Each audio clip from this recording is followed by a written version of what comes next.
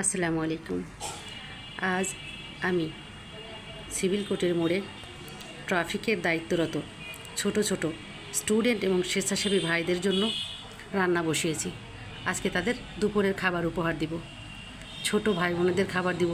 একটু ভালো মন্দ না রান্না করলে তো হবে না, সেই জন্য বসিয়েছি খিচুড়ি আর মাংস।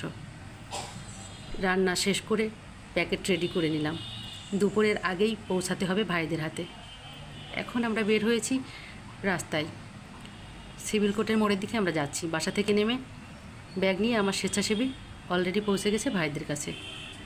এখন আপনারা দেখুন কিভাবে ছোট ছোট কোমলমতি শিশুরা রাস্তায় ট্রাফিকের দায়িত্ব পালন করছে এবং কতটা সুচারু হাতে এই ট্রাফিকের দায়িত্ব তারা পালন করছে।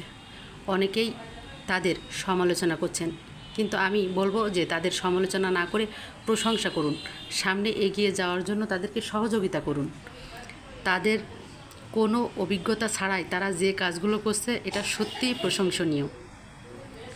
অনেক স্বেচ্ছাসেবী ভাইয়েরা এই কাজের সাথে যুক্ত আছেন, অনেক ছোট ছোট মেধাবী স্টুডেন্ট এই কাজের সাথে যুক্ত আছেন।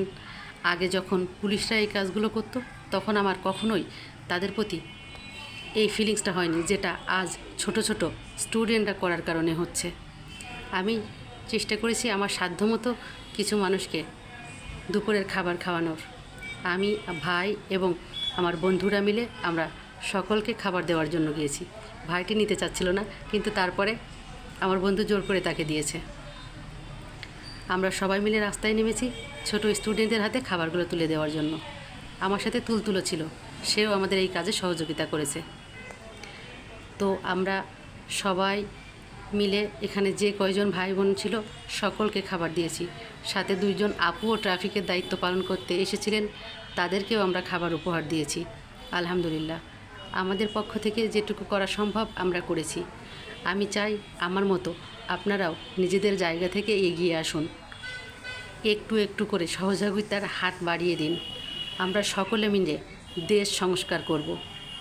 একা একা কখনোই কোনো কঠিন কাজ করা সম্ভব নয়। যদি আমরা সকলে মিলে চেষ্টা করি তাহলেই আমরা আমাদের লক্ষ্যের দিকে এগিয়ে যেতে পারব। চলছে সংস্কারের কাজ।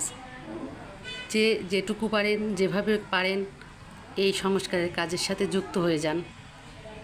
আমরা সুন্দর একটি ভবিষ্যতের বাংলাদেশ দেখতে চাই, যেখানে সবাই হাসি খুশি মিলে একসাথে বাঁচব, যেখানে সকলের স্বাধীনতা থাকবে, নিজেদের কথা নিজেরাই বলতে পারবো। অন্যায়ভাবে কেউ আমাদের আর অত্যাচার করতে পারবে না। হোক প্রতিবাদ, আসুন মায়া ছড়াই। ধন্যবাদ সবাইকে।